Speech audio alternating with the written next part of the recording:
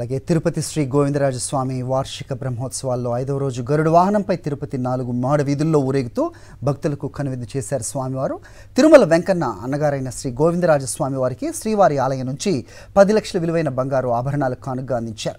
ఆలయ ఈవో ధర్మారెడ్డి గరుడ సేవ సందర్భంగా స్వామివారి అలంకరణకు సమర్పించారు. వజ్రపు పోగులు, లక్ష్మీ కాసులమాల, తెల్లరాళ్ల పథకం బహుకరించారు. గరుడ సేవ సందర్భంగా భక్తులు పెద్ద ఎత్తున స్వామివారిని దర్శించుకున్నారు. గోవిందరాయ సమస్తమైనటువంటి గోళాలు కూడా నమో నమో నమో.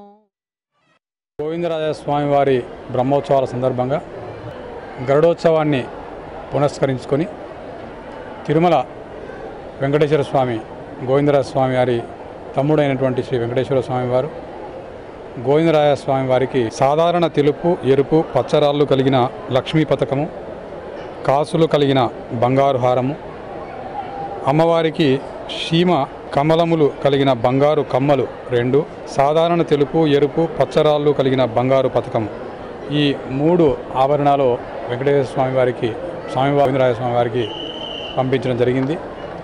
ఈ బంగారు పథకాలు తర్వాత కమ్మలు ఇవి అమ్మవారికి స్వామివారికి గరుడోత్సవ సందర్భంగా అందజేయడం జరిగిందో. గోవిందరాజ స్వామివారి ఉత్సవ విగ్రహాలు 4 మాడా వీధుల్లో గరుడ వాహనం పైన విహరించి భక్తులకు ఆయన దర్శనం